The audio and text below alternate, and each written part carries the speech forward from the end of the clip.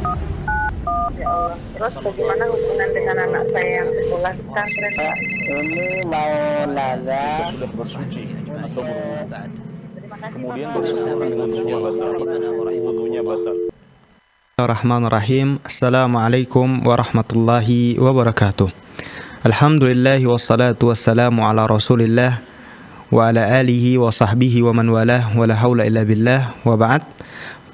Para pemirsa Fatwa TV dimanapun Anda berada, alhamdulillah senang rasanya dapat bertemu kembali pada program kesayangan kita Live Interaktif Fatwa TV dengan tema keimanan, doa dan dzikir yang insyaallah bersama kita Ustadz Dr. Muhammad Nur Ihsan MA yang merupakan anggota Dewan Fatwa Perhimpunan Al-Irsyad. Para pemirsa Fatwa TV dimanapun Anda berada, alhamdulillah telah membersamai kita di studio Fatwa TV Jember Ustadz Dr. Muhammad Nur Ihsan MA. Kita sapa terlebih dahulu. Assalamualaikum Ustadz. Waalaikumsalam warahmatullahi wabarakatuh. Gimana kabarnya Ustadz? Alhamdulillah bi khair wal afiyah, dan semoga antum dan juga para pemirsa dalam keadaan sehat wal afiyat. Amin amin Ustadz. Barakallahu fikum. Nah, baik para pemirsa Fatwa TV dimanapun Anda berada, alhamdulillah telah kita dengarkan bahwasannya Ustadz dalam kondisi sehat dan siap untuk menjawab pertanyaan-pertanyaan pemirsa sekalian. Baik, sebelumnya kita sapa terlebih dahulu para radio yang telah merelay acara kita. Di antaranya adalah Radio Binbas Yogyakarta, Radio Sahabat Tegal, Radio MD FM Probolinggo, Radio Hang FM Batam, Radio Amoba Pangkal Pinang, Radio Sago FM Sumatera Barat, Radio Gema FM Bontang, Radio Tua FM Riau, dan Radio Mas FM Seragen. Baik, para pemirsa Fatwa TV dimanapun Anda berada, kami mengajak Anda semua untuk bertanya secara langsung kepada Ustadz dengan menghubungi line telepon kami di 0331 544 6087 atau dapat mengirimkan pertanyaan melalui website kami di dewanfatwa.com. Para pemirsa Fatwa TV dimanapun Anda berada, seperti biasanya dalam mengawali program kita pada malam hari ini, kita mendengarkan nasihat pembuka singkat dari Ustadz Dr. Muhammad Nur Ihsan MA Hafizahullah Ta'ala. Kita persilahkan. nah. Assalamualaikum warahmatullahi wabarakatuh. Alhamdulillah wassalatu wassalamu ala Rasulillah wa alihi wa sahbihi wa man walah wa ba'd. Para pemirsa ikhwatal iman kaum muslimin dan muslimat rahimakumullah. Allah Subhanahu wa taala berfirman menjelaskan tentang status orang-orang yang beriman, bahwa mereka adalah orang-orang yang bersaudara. Innamal mu'minuna ikhwah. Sesungguhnya orang-orang beriman itu bersaudara. Maka konsekuensi dari persaudaraan tersebut, yaitu persaudaraan yang dibangun di atas keimanan, adalah mencintai sesama kaum muslimin dan saling menolong, menginginkan kebaikan bagi mereka sebagaimana seorang menginginkan kebaikan bagi dirinya, dan membenci berbagai kejahatan, kesulitan yang akan menimpa saudaranya sebagaimana dia membenci hal itu akan menimpa dirinya. Oleh karena itu, perumpamaan orang yang beriman satu dengan yang lainnya seperti satu jasad, satu tubuh yang memiliki anggota badan. Bila salah satu dari anggota badan tersebut merasa sakit, maka yang lainnya juga akan merasa sakit. Sehingga seorang mukmin tidak boleh menzalimi saudaranya, tidak boleh menghina saudaranya, tidak boleh membiarkan saudaranya, tapi mereka menolong. Jika mereka tidak bisa menolong dengan harta, kedudukan dan kekayaannya, maka mereka menolong mereka orang beriman dengan doa. Oleh karena itu, konsekuensi dari persaudaraan yang dibangun di atas keimanan, di atas tauhid, tidak mengenal batas benua, tidak mengenal batas ruang. Selama dia seorang mukmin yang beriman, mengucapkan la ilaha illallah, kendati dia melakukan atau terjadi atau dia melakukan sebagian hal yang mungkin bertentangan dengan agama, tapi tidak mengeluarkan dia dari Islam, maka dialah saudara kita. Kita mencintai karena dia beriman kepada Allah, menginginkan kebaikan baginya. Maka beranjak dari prinsip yang dijelaskan tadi, kewajiban kita, di mana saudara-saudara kita kaum muslimin di sebagian negara, terutama kaum muslimin di Palestina,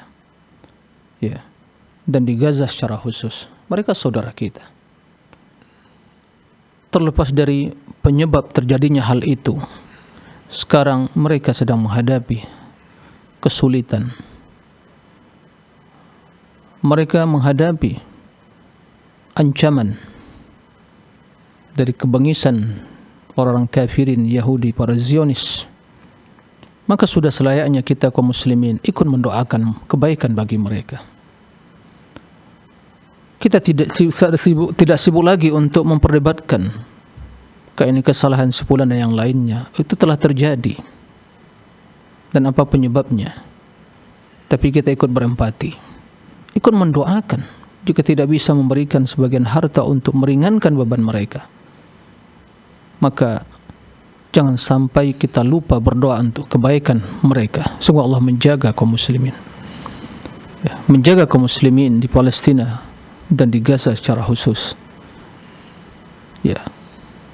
menyembuhkan mereka yang sakit, menyembuhkan mereka yang terluka, merahmati mereka yang wafat disebabkan atau yang meninggal disebabkan kekejaman dan kebengisan para Zionis Yahudi. Dan semoga Allah memberikan ketabahan, kesabaran kepada mereka, dan semoga apa yang terjadi menjadi ibrah bagi kita, bahwa yang akan hanya bisa menyelamatkan kaum muslimin dan yang akan bisa mengembalikan Baitul Maqdis atau Masjidil Aqsa ke pangkuan kaum muslimin adalah kaum muslimin sendiri dengan keimanan mereka, dengan tauhid mereka, dengan mereka kembali kepada Allah, mengikhlaskan ibadah, memperbaiki iman mereka. Itulah yang akan bisa mengembalikan dan menjalin ukhuwah, kesatuan, persaudaraan, dan tidak bercerai-berai. Oleh karena itu, kami mengajak kaum muslimin untuk menyisipkan dalam doa-doa kita semua kebaikan untuk saudara kita di sana. Doakan mereka kebaikan, semoga Allah menjaga mereka dan menjaga kaum muslimin di mana saja berada, dan menghancurkan makar dan propaganda musuh-musuh Islam dan barang siapa saja yang menginginkan kejelekan dan berbuat makar untuk Islam dan kaum muslimin. Allahumma amin. Mudah-mudahan menjadi peringatan bagi kita semua dan juga di waktu yang sama pembelajaran bagi kita agar kita senantiasa mendekatkan diri kepada Allah Subhanahu wa taala. Demikian, wallahu a'lam. Jazakumullahu khairan wa barakallahu fikum Ustaz atas nasihat singkatnya. Baik para pemirsa, seperti yang tadi sudah disampaikan, seyogyanya kita sebagai seorang muslim senantiasa mendoakan saudara-saudara kita, terutama di Palestina dan di tempat-tempat lainnya. Baik para pemirsa Fatwa TV dimanapun Anda berada, kami ingatkan kembali, kami membuka kesempatan bagi Anda semua untuk bertanya secara langsung kepada Ustadz dengan menghubungi line telepon kami di 0331 544 6087 atau dapat mengirimkan pertanyaan melalui website kami di dewanfatwa.com. Baik Ustadz, sudah ada sebagian pertanyaan yang masuk di meja redaksi kami bacakan terlebih dahulu. Pertanyaan dari Ummu Latif di Lampung Selatan.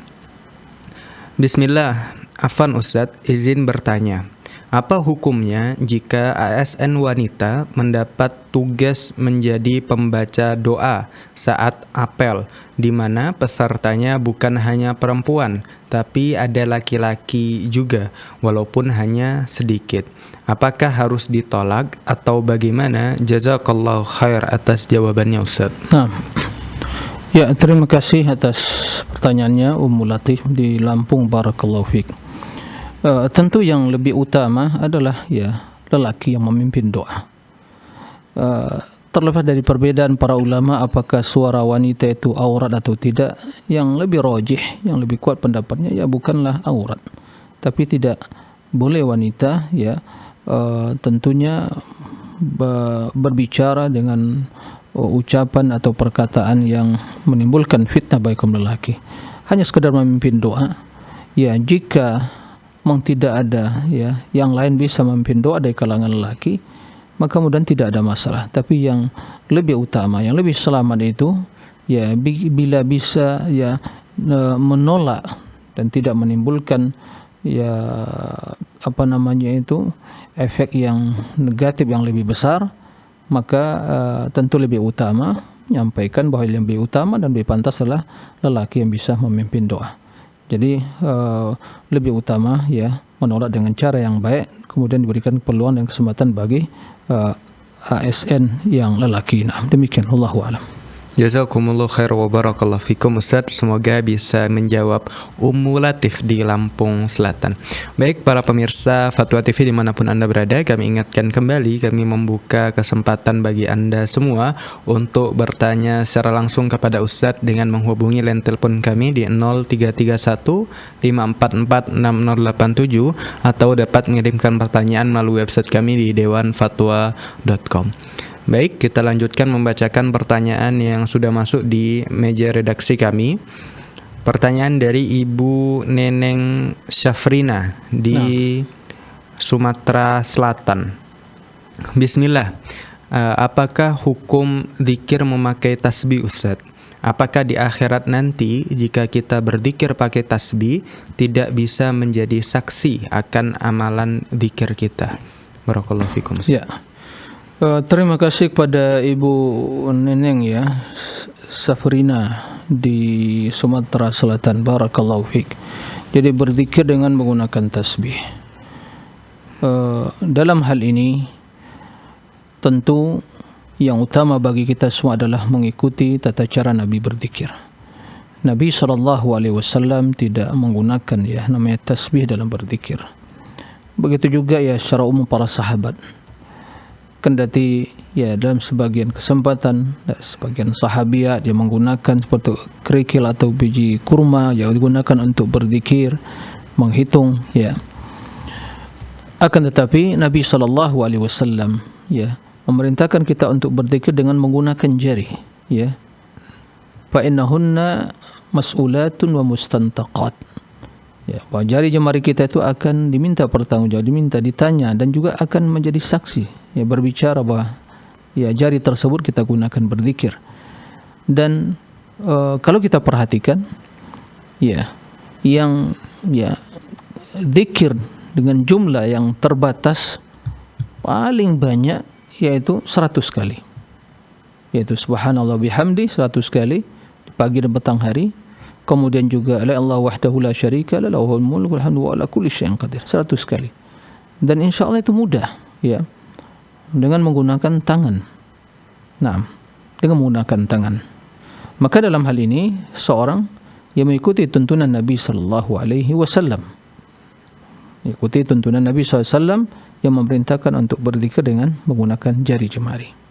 Nah, terlebih lagi mungkin setelah salat ya 33 ya. Dan itu mudah dengan melakukan dengan jari jemari kita. Nah, yang penting ya dibiasakan untuk berzikir dengan seperti itu.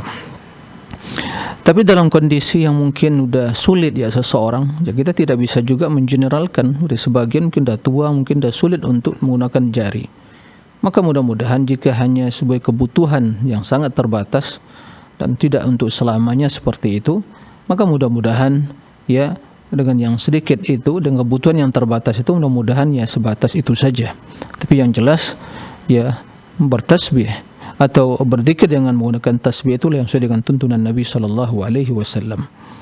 Kemudian yang perlu diperhatikan selain dari tasbih yang itu setelah solat 33 kali subhanallah alhamdulillah Allahu akbar, kemudian di pagi dan petang hari, kemudian ada tasbih yang itu mutlak, tidak membutuhkan tasbih, enggak perlu tasbih.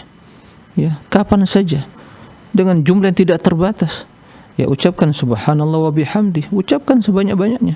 Subhanallah wa bihamdi. Ya, tasbih, zikir yang dipilih oleh Allah untuk malaikat dan para hambanya. Subhanallah wa bihamdi. Tambah subhanallah wa bihamdi, subhanallah azim. Ya, subhanallah walhamdulillah Allahu akbar, la haula wala quwata illa billah. Dan itu ya tanpa batas. Tanpa batas. Ucapkan. Jadi sangat simpel sebenarnya. Maka dengan tasbih malah mungkin menyulitkan. Jadi intinya jangan melakukan yang demikian itu kecuali dalam kondisi yang seorang yang mungkin sudah sulit, orang tua misalnya sudah sulit untuk menghitung dengan jari jemarinya, maka dalam hal ini mungkin sesuai dengan kebutuhan saja. Simpulannya, ya, mengikuti sunnah Nabi SAW dalam berzikir tersebut itulah yang lebih utama dan yang lebih besar pahalanya. Nah, demikian Allahu a'lam. Jazakumullah khair wa barakallahu fikum Ustaz. Semoga bisa menjawab Ibu Neneng Syafrina di Sumatera Selatan. Baik para pemirsa Fatwa TV dimanapun Anda berada, kami ingatkan kembali, kami membuka kesempatan bagi Anda semua untuk bertanya secara langsung kepada Ustadz dengan menghubungi line telepon kami di 0331544687 atau dapat mengirimkan pertanyaan melalui website kami di dewanfatwa.com. Baik, kita lanjutkan membacakan pertanyaan yang masuk di meja redaksi kami dari Ibu Aisyah Yasmin di Bekasi, Ustaz. Assalamualaikum warahmatullahi wabarakatuh. Afan izin bertanya, apakah benar jika Palestina merdeka, kiamat dekat? Lalu adakah doa untuk Palestina, Ustaz? Nah, baik. Terima kasih kepada Aisyah Yasmin ya. Tentang masalah kiamat. Ini ilmu yang hanya diketahui oleh Allah Subhanahu wa taala. Tidak bisa direkayasa, tidak bisa hanya dengan menduga ya. Ini hanya ilmu ya, yasalunaka anis saah, qul ilmuha inda rabbi. Ya, jadi mereka bertanya tentang kiamat ya, ilmunya di sisi Allah Subhanahu wa taala. La yujalliha illa liwaqtiha, tidak akan ditampakkan kecuali pada waktunya. Jadi Allah Subhanahu wa taala mengetahui ilmu ghaib. Ya, tentang masalah terjadi kiamat. Nabi sendiri tidak mengetahui ya kapan terjadi kiamat sampai ditanya oleh Jibril, akhbirni anis sa'a, qala mal mas'ulu anha bi'a'lama minas sa'il. Ya, kabarkan kepadaku kapan terjadi kiamat. Maka Rasul menjawab, yang ditanya tentu tidaklah ya mengetahui melebihi ya yang dari yang bertanya. Intinya tidak bisa diprediksi kapan terjadi ya. Tapi yang jelas, kiamat itu setelah diutusnya Nabi dan wafatnya Nabi itu sangat dekat. Kenapa? Karena tidak ada lagi Nabi setelah Nabi kita. Maka tiada lagi kecuali kiamat.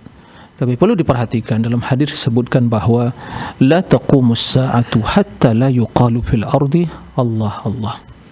Tidak terjadi kiamat yang alam semesta ini akan hancur ya, kecuali bila tidak ada lagi di dunia ini yang mengucapkan Allah Allah. Jadi kiamat itu terjadi tatkala manusia sudah ya tidak lagi beriman. Maka di dalam sebagian hadis sebutkan di akhir zaman nanti Allah akan mengutus ya angin ya dengan angin yang lembut ya, kemudian mencabut roh orang-orang beriman sehingga mereka wafat semuanya. Setelah itu tidak tersisa lagi yang beriman kecuali orang-orang yang bejat, orang yang kufur kepada Allah. Maka tatkala itu terjadi kiamat. Nah, sebelum itu ya belum terjadi, maka kiamat ya tidak tahu kapan terjadi. Yang jelas sampai saat ini masih ada yang beriman, masih yang mengucapkan Allah subhanallah, Allahu akbar ya. Jadi permasalahan ya Palestina ya bukan ya itu sebagai tanda dekatnya kiamat. Itu yang terjadi ya karena juga sebagian perilaku manusia yang tidak bijak dalam mengambil sikap dan keputusan ya.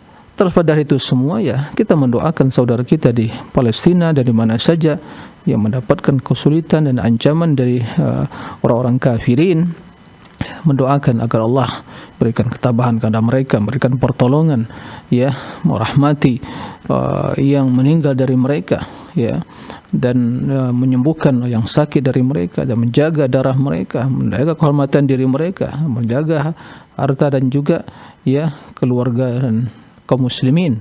Nah, itu yang harus kita doakan. Ya, tidak ada doa khusus, yang jelas berdoa kepada Allah dengan bahasa yang bisa kita lakukan, bisa ucapkan, ya memohon ya perlindungan bagi mereka di sana. Jadi permasalahan kiamat, ya janganlah kita ya merekayasa atau mungkin masuk ke dalam benak pikiran kita berbagai pemikiran menghantui, ya ini kiamat akan terjadi dekat dan macam-macam seterusnya. Tinggalkan hal yang seperti itu. Yang jelas kita beribadahlah, ya mendekatkan diri kepada Allah. Kalaupun terjadi kiamat, ya maka seorang siap dalam keadaan beriman kepada Allah. Kalaupun tidak ada kiamat besar, maka semua kiamat akan dihadapi oleh seseorang, itu kematiannya. Apa yang telah kita persiapkan untuk kiamat kecil, yaitu kematian yang pasti akan menjemput kita cepat atau lambat. Ya, seperti itu. Wallahu a'lam. Nah. Jazakumullah khair wa barakallahu fikum Ustaz, semoga bisa menjawab Ibu Aisyah Yasmin di Bekasi. Baik, telah terhubung bersama kami Ummu Zahra di Riau. Kita sapa terlebih dahulu. Assalamualaikum Ummu. Waalaikumsalam warahmatullahi wabarakatuh. Iya, silahkan Ibu pertanyaannya. Ya, terima kasih. Assalamualaikum warahmatullahi wabarakatuh, Ustaz. Waalaikumsalam warahmatullahi wabarakatuh. Nah. Ini Ustaz, alhamdulillah ketika kita telah dengan pertolongan Allah kita bisa melaksanakan semua yang diwajibkan oleh Allah kepada kita dengan melakukan ibadah dan ibadah sunnah yang dianjurkan. Dan hati itu ketika kita bisa melaksanakannya, hati itu terasa sangat senang dan bahagia, Ustaz. Dan timbul perkataan di dalam hati, ketika kita bisa melaksanakan apa yang diperintahkan oleh Allah itu karena Allah hendak memberikan kepada kita kebaikan dan insya Allah dimasukkan ke surganya. Akan tetapi setelah timbul perasaan seperti itu, ada perasaan timbul rasa takut, ibadah itu tidak diterima. Jadi perasaan ini sering berlawan satu dengan lainnya. Kadang-kadang rasa diterima, kadang-kadang tidak. Apakah perasaan-perasaan seperti ini salah kita memilikinya, Ustaz, dan bagaimana kita mengantisipasikannya? Terima kasih. Assalamualaikum warahmatullahi wabarakatuh. Waalaikumsalam warahmatullahi wabarakatuh. Taib. Ya, terima kasih kepada Ummu Zahra di Riau. Ya. Barakallahu fiik atas pertanyaannya. Semoga senantiasa mendapatkan pertolongan dan lindungan dari Allah Subhanahu wa taala. Tidak diragukan bahwa seluruh kebaikan yang kita lakukan, beribadah dan segala kemudahan dalam urusan dunia dan akhirat, ya semua dengan pertolongan Allah Subhanahu wa taala. Secara khusus dalam kita beribadah. Maka seseorang yang beribadah, maka di antara keberkahan dari ibadah dan manfaat dari ibadah tersebut, seorang itu ya merasakan ketenangan di dalam hati dan jiwanya. Ya. Dengan penuh harapan bahwa ya semoga Allah menerima amal ibadah tersebut. Itu hal yang biasa, dan itu bahkan itu merupakan ya perasaan yang dirasakan oleh setiap mukmin yang beribadah. Itu salah satu dari bentuk bisyarah, kabar gembira. Dan seorang yang beribadah, seorang yang bersedekah, berinfak, dia merasakan ketenangan batin, ketentraman jiwa, ya, kedamaian, ya. Terasa bimbingan Allah karena dia beribadah, karena ibadah itu akan melahirkan kebaikan, begitu seterusnya. Nah, maka Allah tambahkan hidayah baginya. Tatkala dia merasakan ketenangan jiwa, ketentraman batin, ya, kemudian keluarga dan anak terus ya mereka harmonis dan yang lain, ini di antara berkah dari keimanan dan ibadah yang dilakukan seorang hamba, dan itu semua karunia dari Allah Subhanahu wa taala. Jadi perasaan ya kita bergembira dan merasakan ya senang dengan seperti itu tidak ada masalah. Yang jelas kita tidak sampai mengatakan oh ini karena ya kehebatan saya, ya, atau mungkin kita publikasikan pada orang lain itu karena ya saya begini dan seharusnya bangga kita. Tidak. Semua itulah dari Allah Subhanahu wa taala. Ya. Wa ma kunna linahtadiya laula an hadanallah. Tidak mungkin kita mendapatkan hidayah kecuali dengan ya petunjuk Allah Subhanahu wa taala. Ini yang pertama. Kemudian adanya muncul perasaan kita takut, khawatir amalan tidak diterima oleh Allah, dan inilah yang harus selalu kita pastikan dalam diri kita, harus ada ya perasaan yang seperti itu. Bahkan para sahabat dan orang beriman, yaitulah perasaan jiwa mereka.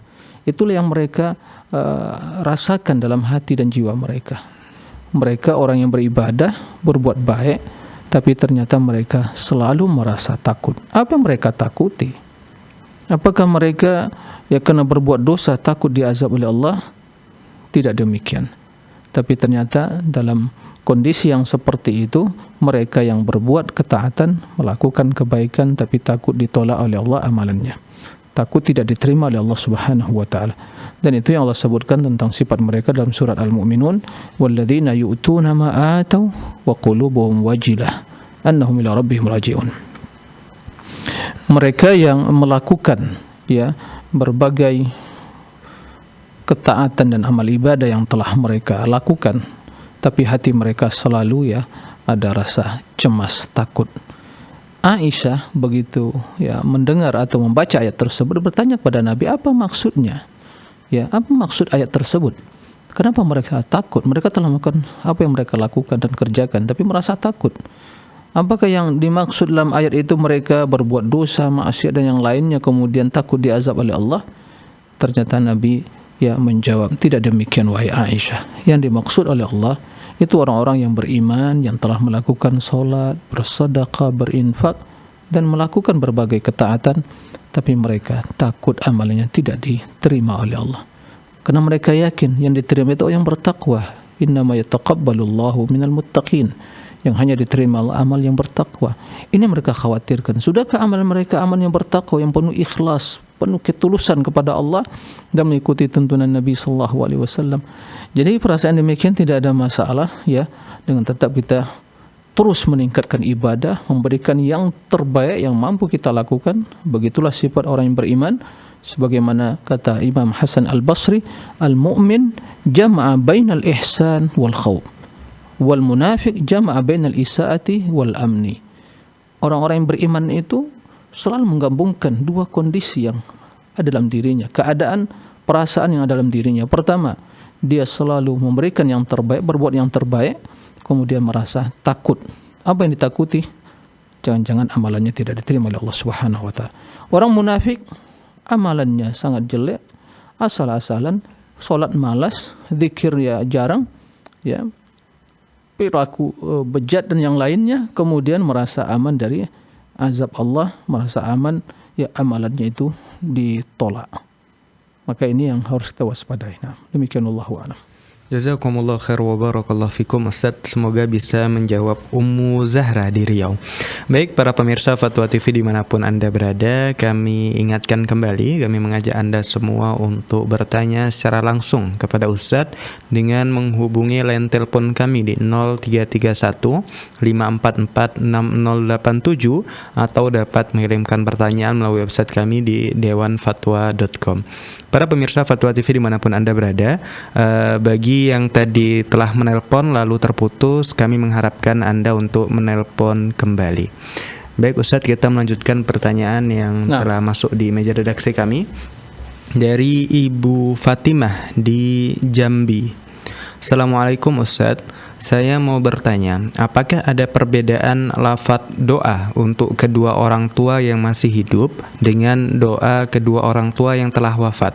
Karena saya pernah mendengar kata salah seorang ustadz ada perbedaannya, Ustadz. Baik, Ustadz. Ya, terima kasih kepada ibu Ibu Fatimah di Jambi. Barakallahu fiik atas pertanyaannya. Mendoakan kerahmatan, keampunan bagi orang tua, baik yang masih hidup atau yang telah meninggal, maka semua itu sangat dianjurkan. Sebagai bentuk juga birrul walidain, berbakti kepada kedua orang tua, mendoakan kebaikan bagi mereka, mohon keampunan, baik yang hidup atau yang telah meninggal, karena kita semua membutuhkan rahmat. Allahumma gfir li walidayya warhamhuma kama rabbayani saghira. Kalau mereka telah wafat, Allahumma gfir. Kalau keduanya, Allahumma gfir lahuma warhamhuma wa'fu anhuma wa adkhilhuma al-jannah, misalnya warhamhuma warfa' darajatuhuma fil 'illiyyin. Jadi berdoa baik dengan bahasa Arab atau dengan bahasa selain Arab. Dengan bahasa Indonesia, Allah ampuni kedua orang tuaku. Ya Allah, rahmati kedua orang tuaku, baik itu mereka ya yang masih hidup atau yang meninggal, tak ada masalah. Karena intinya memohon kebaikan. Yang hidup membutuhkan rahmat, membutuhkan keampunan, ya, membutuhkan bimbingan. Yang wafat membutuhkan yang rahmat dan keampunan. Ya, bagi yang wafat ya tambah dikhususkan, jadikan kuburan sebagai taman di taman-taman surga. Ya, masukkan jaga dalam surga, ampuni dosanya, rahmati dia. Nah, lapangkan kuburannya. Nah, di dunia kita membutuhkan ya rahmat Allah. Ya, berikan rahmat ya Allah kepada keampunan, bimbing mereka berdua ya Allah. Berikan keistiqomahan kepadanya. Jadi sangat fleksibel sekali dalam hal ini. Tak mesti harus ini orang tua yang telah wafat, ini doa khusus. Ini mungkin yang masih hidup, ini doa khusus. Ya, selama itu mendoakan kebaikan, kerahmatan, keampunan, ya, maka itu semua membutuhkan yang telah meninggal atau yang masih hidup. Tapi tentu yang masih hidup sangat membutuhkan lagi juga doa untuk keistiqomahan, ya, keteguhan di atas ibadah, keistiqomahan, dan semoga akhir hidupnya diakhiri dengan husnul khatimah. Nah, itu yang didoakan untuk diri kita dan juga orang tua kita atau saudara-saudari kita dari kalangan kaum muslimin. Nah, demikian, wallahu a'lam. Jazakumullah khair wa barakallahu fikum Ustaz. Semoga bisa menjawab Ibu Fatimah di Jambi. Para pemirsa Fatwa TV dimanapun Anda berada, kami ingatkan kembali, kami mengajak Anda semua untuk bertanya secara langsung kepada Ustaz dengan menghubungi line telepon kami di 0315446087 atau dapat mengirim pertanyaan melalui website kami di dewanfatwa.com. Baik Ustadz, kita lanjutkan membacakan pertanyaan dari Ibu Amelia di Cirebon. Assalamualaikum Ustadz, semoga Allah senantiasa merahmati Ustadz beserta keluarga dan seluruh umat muslim, Allahumma amin. Ustadz, afan ana izin bertanya, baru setahun ini ana belajar ilmu agama. Alhamdulillah ana sudah selesai belajar rukun iman dan rukun Islam. Maka hal apa lagi yang harus ana pelajari Ustadz? Ya, terima kasih kepada Ibu Amelia. Ya, alhamdulillah ya atas hidayah dan petunjuk Allah Subhanahu wa taala yang membimbing Ibu untuk kembali kepada ya jalannya Rasulullah sallallahu alaihi wasallam, kepada sunnah, sehingga mencintai ilmu agama dan bersungguh-sungguh dalam belajar, mempelajari keimanan, mempelajari ya tentang Islam, rukun iman, rukun Islam. Itu yang pertama dan utama yang wajib dipelajari. Kemudian sebagaimana yang sudah dimaklumi dalam agama Islam ini, ada 3 landasan utama yang wajib dipelajari setiap individu muslim. Yang pertama yang mengenal Allah Subhanahu wa taala. Jadi iman kepada Allah yang dalam rukun iman itu iman untuk minabillah, maka perlu di pendalaman lagi.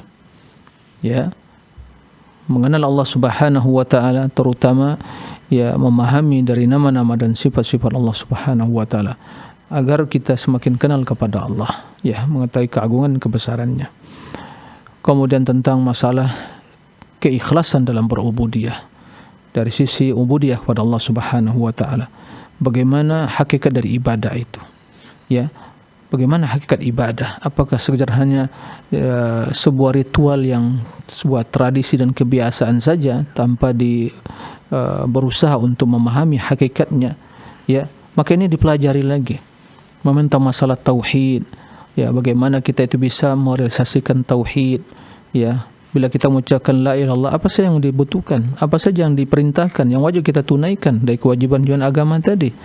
Kemudian mengetahui hal-hal yang akan membahayakan keislaman dan tauhid kita, perbuatan syirik, ya, dan berbagai khurafat yang lainnya. Kemudian mempelajari ya tuntunan hidup Nabi. Ini makrifah yang kedua, mengenal Rasul sallallahu alaihi wasallam, ya, antumina billahi wa malaikatihi wa rusulih. Secara khusus Rasul kita Muhammad SAW dipelajari bagaimana tuntunan hidup beliau yang praktis, yang kita ingin mengamalkan beliau bagaimana, ya, mulai dari bangun sampai tidur kembali, ya, apa yang beliau lakukan dari berbagai ya salat wajib insyaallah sudah paham semua, tapi sholat-sholat sunnah yang lain, zikir-zikir yang beliau ajarkan. Nah, itu semua dipelajari. Ya, dan tentu juga yang dipelajari ya juga mungkin Al-Qur'an, membaca Al-Qur'an kurang tepat, perlu ada tahsin, dipelajari dengan baik agar bisa membaca Al-Qur'an dengan benar, berzikir dengan benar. Nah, itu dipelajari. Karena itu sesungguhnya yang namanya ruh atau gizi dari gizi jiwa kita, yaitu mengenal Allah, baca Al-Quran, berzikir, kemudian mengenal Rasul SAW, dipelajari sunnah-sunnahnya. Nah, dipelajari sunnah beliau bagaimana ya dalam wuduknya, bagaimana solatnya, bagaimana berpuasanya. Kemudian juga hal yang perlu dipelajari bagaimana kehidupan beliau, sirah Nabi Sallallahu Alaihi Wasallam. Jadi banyak ya bab-bab ilmu yang harus kita pelajari. Nah, kemudian tentu agar kita semakin cinta kepada Islam ini, kita pelajari Islam ini dengan baik. Ajaran Islam, kemuliaan Islam ini, agar kita cinta kepada Islam, agar kita bersemangat mengamalkan Islam ini. Dan itu tentunya secara bertahap, ya, tidak bisa sekaligus. Jadi teruslah memohon kepada Allah ya untuk ditambahkan ilmu yang bermanfaat dan diberi kekuatan untuk mengamalkannya. Nah, demikian Allahu a'lam. Jazakallahu khair wa barakallahu fikum Ustaz. Semoga bisa menjawab Ibu Amelia di Cirebon. Baik para pemirsa Fatwa TV dimanapun Anda berada, kami ingatkan kembali, kami membuka kesempatan bagi Anda semua yang ingin bertanya secara langsung kepada Ustaz dengan menelpon line telepon kami di 0331544687 atau dapat mengirimkan pertanyaan melalui website kami di dewanfatwa.com. Baik, kita melanjutkan membacakan pertanyaan. Selanjutnya dari Bapak Luki di Tangerang. Assalamualaikum. Semoga Allah muliakan ulama-ulama kita terdahulu, para asatidzah Dewan Fatwa, keluarga asatidzah, dan seluruh pemirsa. Izin bertanya Ustadz, jika doa-doa atau zikir pada salat dibaca kurang atau lebih padahal sudah ditetapkan jumlahnya, apakah salat menjadi tidak sah atau mengurangi pahala? Contoh doa sujud dan zikir takbir yang semestinya masing-masing dibaca 3 kali dan 33 kali lalu dibaca kurang atau lebih karena kita lupa atau tidak fokus. Jazakumullahu khair wa barakallahu fikum Ustaz. Ya, terima kasih kepada Pak Luki ya di Banten, barakallahu fik, atas pertanyaannya tentang bacaan-bacaan ya. Zikir dalam solat ada yang merupakan hal yang bukan wajib ya, ada yang merupakan bacaan itu rukun, seperti membaca Al-Fatihah itu rukun. Nah, kemudian baca takbir, intiqal yang lain itu yang bukan wajib. Begitu juga membaca zikir di waktu sujud ya, dan di waktu ruku, dan yang diwajibkan adalah 1 kali ya, jangan 1 kali. Yang selebihnya 2 dan 3 itulah tambahan yang menambah tentunya kemuliaan dan kesempurnaan solat tadi. Jadi jika bacaan tersebut ditinggalkan, yang wajib tadi 1 kali ditinggalkan secara sengaja, maka tidak sah solatnya ya, karena dia tidak memenuhi bacaan atau yang wajib dibaca. Nah, tapi bila itu telah dibaca 1 kali kemudian ya tidak sampai 3 kali, ya sah solatnya. Nah, begitu juga zikir mungkin di penghujung solat ya, atau mungkin zikir di setelah selesai solat ya, tentu ini telah terpisah dari solat ya, di luar solat 33 kali. Dan memang begitulah yang terbanyak dari zikir ya setelah solat yang diajarkan Nabi SAW. Maka jika seorang lupa atau mungkin tidak fokus ya, lupa, maka tidak masalah ya, dia mungkin dia apakah mungkin 32 atau 33, udah cukup yakini 32 tambah 1 lagi. Tapi kalau dia meyakini 33 sengaja ditambah, ini yang tidak benar, ini menyelisih sunnah Nabi SAW. Karena tatkala Nabi membatasi dengan jumlah 33 itu berarti ada hikmah di balik itu semua. Berarti kita ya diperintahkan beribadah dengan jumlah yang 33 tadi ya, tidak boleh ditambah dan dikurangi. Nah, jadi dalam hal ini ya, jika itu disebabkan mungkin lupa atau mungkin ragu, ya tidak ada masalah ditambah ya, sehingga menghilangkan keraguan tadi. Adapun sengaja meninggalkan bacaan-bacaan yang wajib dalam solat, ya sengaja ditinggalkan, ya jelas mengakibatkan solatnya tidak sah. Ya, terlebih lagi itu bila rukun, ya seperti yang sampaikan tadi, tidak membaca Al-Fatihah misalnya, jelas solatnya tidak sah. Nah, jadi ini perlu diperhatikan.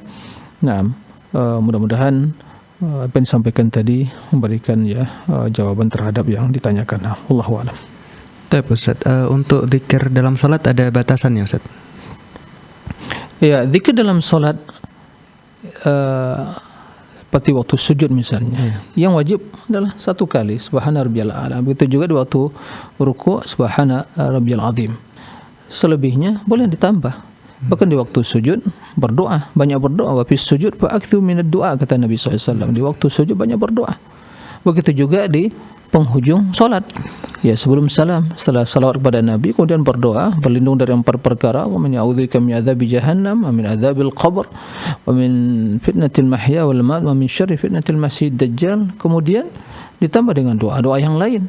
Ya Allah, inni zalamtu nafsi dzulman katsira wa la yaghfiru dzunuba illa ant, faghfir li maghfiratan min 'indi warhamni innaka antal ghafurur rahim. Allahumma ighfir li ma qaddamtu wa ma akhartu wa ma asrartu wa ma a'lantu wa ma anta a'lamu bihi minni, antal muqaddimu wa antal muakhir, la ilaha illa ant. Ya.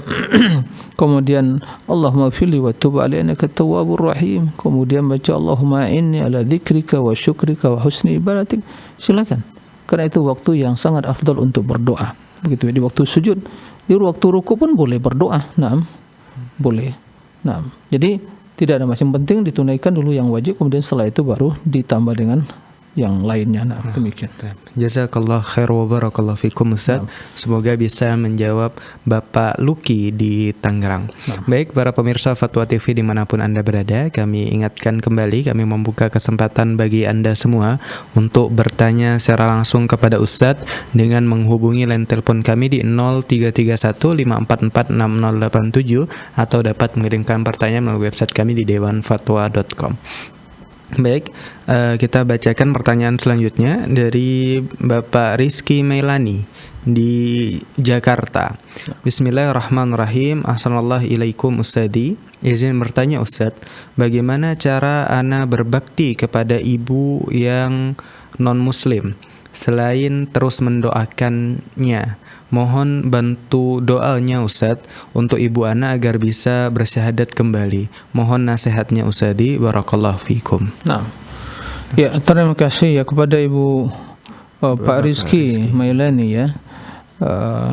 Kita ya doakan ya semoga ibu dari Pak Rizky ya mendapatkan hidayah. Allahumma hdiha. Ya semoga Allah memberikan hidayah kepadanya dan ya memuliakan dia dengan masuk Islam dan bersyahadat ya. Karena yang namanya hidayah tidak di tangan seseorang, akan tapi ya Allah yang mengkaruniakan pada seseorang untuk mendapatkan hidayah tersebut. Lalu yang jadi pertanyaan ya, bagaimana cara berbakti kepada orang tua yang non muslim? Nah, ya sebagaimana yang dijelaskan oleh Allah Subhanahu wa taala, jika seandainya orang tua kita ya belum masuk Islam, bahkan dia mungkin mengajak kita untuk berbuat kekufuran, maka tidak mentaati dalam seruan atau ajakan tersebut, tapi tidak melarang kita, menghalang kita untuk berbakti kepadanya. Ya, wa in jahadaka ala an tusyrika bima laysa laka bi'ilm fala tuti'huma wa sahibuhuma fid dunya ma'rufa. Jika keduanya mengajakmu untuk berbuat kesyirikan kepadaku, jangan taati dalam hal itu. Akan tapi kata Allah, wa sahibuhuma fid dunya ma'rufa. Jadi mereka berinteraksilah kepada mereka, bermuamalah ya dengan mereka di dunia dengan baik. Dan kebaikan yang mencakup seluruh makna kebaikan itu sendiri. Ya, dalam hal ini ya terus menyambung silaturahim, ya mengunjungi dia jika terutama dia memberikan bantuan kepadanya, ya bila dia dalam kondisi sakit dia dikunjungi, kemudian dibawa berobat, didoakan, ya. Dan bakti yang terbaik adalah mendoakan orang tua. Dahulu Abu Hurairah, ya beliau tentu lebih dahulu masuk Islam daripada ibunya. Kemudian beliau sangat banyak berdoa untuk keislaman ibunya, sampai dia memohon juga kepada Rasulullah SAW untuk mendoakan ibunya. Alhamdulillah ibunya masuk Islam dan mendapatkan hidayah. Jadi intinya tidak putus asa ya, seseorang tidak berhenti seorang untuk mendoakan kebaikan dan terus ya mendoakan orang tua agar mendapatkan hidayah. Nah, demikian Allahu a'lam. Jazakallah khair wa barakallahu fikum Ustaz. Semoga bisa menjawab Bapak Rizky Mailani di Jakarta. Baik, telah terhubung bersama kami Ibu Yanti di Sumatera Barat. Kita sapa terlebih dahulu. Assalamualaikum Ibu. Waalaikumsalam warahmatullahi wabarakatuh. Ya, silahkan pertanyaannya Ibu. Assalamualaikum Ustaz. Waalaikumsalam warahmatullahi wabarakatuh. Ketika dalam sholat kita membaca ayat yang berada di pertengahan surat setelah membaca Al-Fatihah, apakah masih dianjurkan membaca basmalah Ustaz? Jazakumullah khairan. Assalamualaikum warahmatullahi wabarakatuh. Waalaikumsalam warahmatullahi wabarakatuh. Baik. Ya, terima kasih kepada Ibu Yanti di Sumbar ya. Jadi membaca ayat atau pertengahan ayat ya, dalam sholat atau juga ya di luar sholat, apakah baca bismillah? Tidak. Juga dengan ta'awuz. Di luar sholat tentunya yang baca ta'awuz. Nah, adapun dalam sholat cukup ya melanjutkan ya bacaan tersebut tanpa memulai dengan bismillah. Karena bila memulai dari awal surat maka membaca bismillah. Tapi jika ya di pertengahan surat tidak baca bismillah lagi, cukup di bismillah pada rakaat pertama atau mungkin pada ya waktu membaca di awal surat tersebut. Nah, demikian Allahu a'lam. Jazakallah khair wa barakallahu fikum Ustaz. Semoga bisa menjawab Ibu Yanti di Sumatera Barat. Baik, telah terhubung bersama kami Pak Kadan di Cianjur. Kita sapa terlebih dahulu. Assalamualaikum Bapak. Waalaikumsalam warahmatullahi wabarakatuh. Ya, silahkan Bapak pertanyaannya. Ya, assalamualaikum Pak Ustadz. Waalaikumsalam warahmatullahi wabarakatuh. Ketika kita membaca doa seperti doa keluar rumah Ustadz, dibacanya itu apakah masih di dalam atau ketika berbarengan dengan langkah kaki kanan Ustadz keluar atau setelah di luar Ustadz? Begitu juga doa masuk masjid ataupun keluar masjid Ustadz, apakah berbarengan dengan kaki atau sebelumnya ataupun setelahnya Ustadz? Ya, nah. Ya, syukur Ustaz, jazakumullah khair. Assalamualaikum warahmatullahi wabarakatuh. Waalaikumsalam warahmatullahi wabarakatuh. Ya, terima kasih pada Pak Kadan ya, barakallahu fiik atas pertanyaannya. Jadi membaca doa ya waktu keluar rumah, begitu juga ya mungkin tadi doa masuk masjid atau keluar masjid, apakah sesuai dengan langkah kita begitu masuk masjid kita membaca? Ya. Dalam hal ini ya fleksibel saja. Tidak mesti harus begitu langkah pertama masuk ya ke pintu langsung dibaca. Jika saja belum sampai masuk enggak dibaca, ya, tidak seperti itu. Jadi terutama ya doa keluar rumah. Karena itu apabila keluar idza kharaja, ya, begitu dia keluar rumah dibaca. Ya, keluar rumah dibaca. Kalau dia begitu keluar rumah dibaca mungkin tidak sempat, kemudian begitu baru udah naik kendaraannya, ya tidak ada masalah, baca bismillah tawakkaltu 'ala Allah wala haula wala quwwata illa billah. Allahumma inni a'udzubika an adilla aw udalla wa azilla aw uzalla aw adlima udlama aw ajhala wa yujhala alayya. Ya, tidak ada masalah. Jadi tidak mesti ya begitu pas langkah pertama keluar baca doa, kalau sudah lewat tidak baca, enggak seperti itu ya. Jadi sangat fleksibel sekali. Begitu juga masalah doa keluar masjid atau masuk masjid ya. Begitu sudah berada di tangga masjid baca. Kendati belum kaki kita melangkah masuk ke masjid tadi. Bismillah ya. As'aluka min fadlik, kan begitu. Nah, kemudian keluar ya as'aluka min keluar ya waktu masuk ya mohon kerahmatan, keluar mohon karunia Allah Subhanahu wa taala. Nah, jadi tidak ada masalah. Begitu mungkin masih di dalam masjid, udah Anda mau hampir keluar, atau begitu masih mau masuk masjid tapi masih di tangganya belum masuk ke dalam masjid, tidak ada masalah, baca doa masuk tersebut dan juga baca doa keluar tersebut. Nah, demikian Allahu a'lam. Jazakallah khair wa barakallahu fikum Ustaz. Semoga bisa menjawab Bapak Kadan di Cianjur. Baik, telah terhubung bersama kami Bapak hamba Allah di Riau. Kita sapa terlebih dahulu. Assalamualaikum Bapak. Waalaikumsalam warahmatullahi wabarakatuh. Iya, silahkan Bapak pertanyaannya. Assalamualaikum warahmatullahi wabarakatuh, Pak Ustadz. Waalaikumsalam warahmatullahi wabarakatuh. Naam, ahlan wa sahlan. Naam. Oh, ya. Ini Pak Ustadz pertanyaan tentang menuntut ilmu. Ada seseorang dengan alasan thalibul ilmu,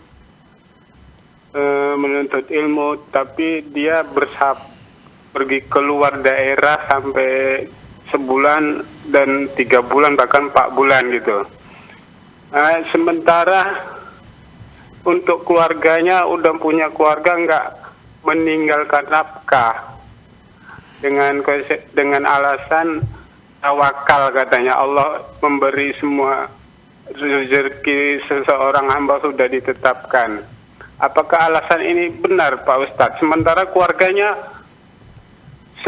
setiap dia sabar dalam tujuan katanya menuntut ilmu, tapi keluarganya nggak dinafkahi 3 bulan 4 bulan gitu, Pak Ustadz. Apakah ini dibenarkan, Pak Ustadz, dengan alasan agama? Assalamualaikum warahmatullahi wabarakatuh. Syukran jazabul khairan, Pak Ustadz. Naam. Ya. Ya, terima kasih kepada Pak hamba Allah di Riau ya. Pertama yang perlu kita pahami, bahwa menuntut ilmu ada hal yang diwajibkan. Tapi ilmu yang bagaimana yang diwajibkan? Ilmu yang merupakan fardu ain, kewajiban seseorang yang tidak sah Islam dan imannya kecuali dengan ilmu tersebut. Dia pelajari bagaimana keimanan kepada Allah dan keimanan kepada yang lain dan hukum-hukum iman yang lainnya. Bagaimana mentauhidkan Allah, bagaimana ia mengikuti Rasulullah, bagaimana mana agama ini, rukun Islamnya, rukun imannya, ini wajib dipelajari. Begitu juga mempelajari tentang cara berwudu, karena dia akan sholat. Nah, seperti itu. Adapun selebihnya, itu hal yang dianjurkan, ya, hal yang sangat dianjurkan. Akan tetapi, bila seorang telah mengetahui hal yang merupakan fardu ain, kewajiban setiap individu tadi, kemudian dia ingin mendalami ilmu, ya, menambah wawasan dan keilmuannya sehingga dia pergi menuntut ilmu, maka itu hal yang harus dilakukan, ya, harus rihlah mencari ilmu. Tapi dengan catatan, bila seorang memiliki, ya, tanggung jawab, dimiliki keluarga, memiliki anak yang wajib dia nafkahi, wajib. Nah, maka dalam kondisi seperti itu, dia wajib menemani keluarganya menafkahinya, ya, menafkahi keluarganya. Ya, tidak boleh dengan alasan menuntut ilmu sementara dia hal yang fardu ain telah diketahui, menuntut ilmu yang mungkin hal-hal yang sudah masih sunnah, ya. Kemudian meninggalkan keluarga 3 bulan tidak dinafkahi. Ini tidak boleh. Salah dalam memahami hakikat thalabul ilmi. Karena menuntut ilmu yang tidak lagi merupakan suatu kewajiban fardu ain, maka ini hal yang sunnah. Sementara menafkahi keluarga, mendidik mereka hal yang wajib bagi seorang suami. Maka tidak boleh dikorbankan yang wajib dengan hal yang sunnah. Tidak boleh yang wajib dikorbankan yang sunnah dengan alasan thalabul ilmi. Ya. Kalau seandainya menuntut dia seperti itu, ia harus nafkah ditinggalkan. Untuk selama 3 bulan dilengkapi, disiapkan untuk anaknya. Kemudian dititipkan pada keluarga mungkin, saya selama 3 bulan, tolong perhatikan, adapun nafkah setelah saya lengkapi dan semuanya. Dan di zaman sekarang ya dia terus bisa berkomunikasi. Adapun dengan modal tawakal, enggak bertanggung jawab, itu bukan tawakal, itu namanya tawakul namanya itu. Ya, itu nakal namanya, bukan tawakal, nakal namanya seperti itu. Ya. Keluarga ditinggalkan, anak, ya, dengan alasan thalabul ilmi kemudian tidak dinafkahi, enggak benar. Ya, enggak benar seperti itu. Ini pemahaman yang keliru dalam thalabul ilmi. Oleh karena itu, ya keliru dengan alasan tawakal, kemudian anak tidak dinafkahi, 4 bulan keluar, ya, kemudian begitu juga ya 3 bulan, ada lagi dengan alasan dakwah khurud 6 bulan misalnya, keluarga yang ditinggalkan, enggak dinafkahi, enggak benar. Ya. Enggak benar seperti dakwah, kalau sudah ada yang berdakwah fardu kifayah, sementara menafkahi anak, mendidik mereka wajib hukumnya.